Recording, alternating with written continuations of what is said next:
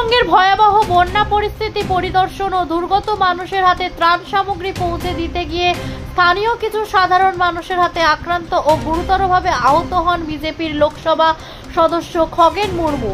এই ঘটনার তীব্র প্রতিবাদে মঙ্গলবার করণদিঘি থানার অন্তর্গত করণদিঘি বাসস্ট্যান্ড সংলগ্ন চৌরাস্তা মোড়ে রাস্তা অবরোধ করে বিক্ষোভে সামিল হন করণদিঘি বিধানসভা কেন্দ্রের বিজেপি কর্মী সমর্থকেরা।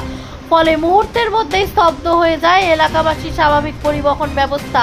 সৃষ্টি হয় ব্যাপক যানজট। ঘটনাস্থলে পৌঁছে পরিস্থিতি নিয়ন্ত্রণে আনেন করণদিঘি থানার আইসি সঞ্জয় ঘোষের নেতৃত্বে বিশাল পুলিশ বাহিনী।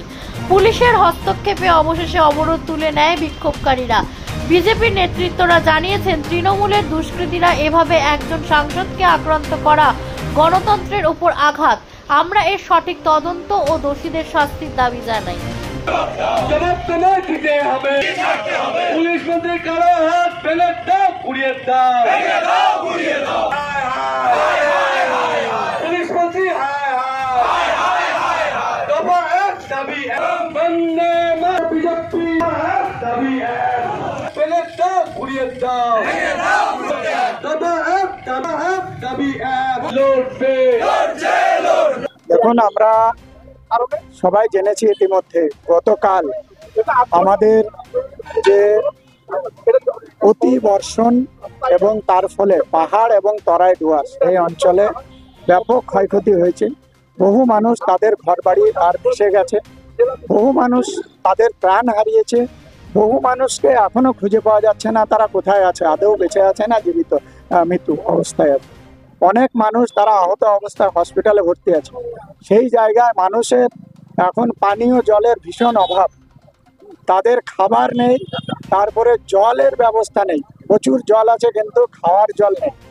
এমতো অবস্থায় ভারতীয় জনতা পার্টি এই বন্যা দুর্গত মানুষের পাশে দাঁড়ানোর জন্য আমাদের রাজ্য সভাপতি, সাথে আমাদের মালদার এমপি, আবার শিলিগুড়ির এমএলএ, আরও বাকি এমএলএরা এবং দার্জিলিংয়ের এমপি, এরা সবাই আর সেই দুর্গত মানুষদেরকে সহযোগিতা করার জন্য সামান্য ত্রাণ সামগ্রী নিয়ে সেখানে যাচ্ছিলেন।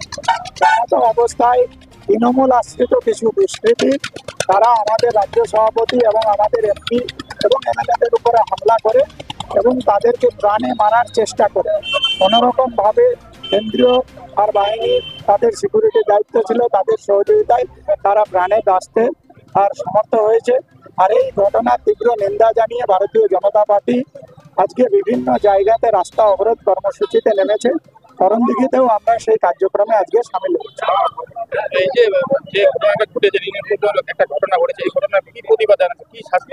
দেখুন, আমরা আমাদের দাবি গণতন্ত্র ফিরে আসুক পশ্চিমবাংলায়, সমস্ত রাজনৈতিক দল তারা স্বাধীনভাবে তাদের কার্যকলাপ করুক। সামান্য বন্যা দুর্গত মানুষের সহযোগিতা করা, সেটা যদি টিএমসির কাছে অন্যায় হয়ে থাকে, এর থেকে লজ্জাজনক আর কিছু হতে পারে না। আমরা চাইছি এই ব্যবস্থার পরিবর্তন হোক, যারা হামলা করেছে তাদেরকে অবিলম্বে গ্রেপ্তার করা হোক এবং এই ব্যবস্থা যে পুনরায় বারবার যদি চলতে থাকে তাহলে আমরা দাবি করব কেন্দ্র সরকারের কাছে পশ্চিমবাংলায় রাষ্ট্রপতি শাসন জারি হোক, যাতে গণতন্ত্র ফিরে আসে। দেখুন, এটা প্রতীকী অবস্থান, বিক্ষোভ চলছে। গ্রেপ্তার যদি না হয় আগামী দিনে বৃহত্তর আন্দোলন হবে, পশ্চিমবাংলা স্তব্ধ হবে, পশ্চিমবাংলার পুলিশ কিন্তু থামাতে পারবে না। এখন আপনিও রিপোর্টার, আপনার এলাকার যে কোনো খবর পাঠান এই নম্বরগুলোতে।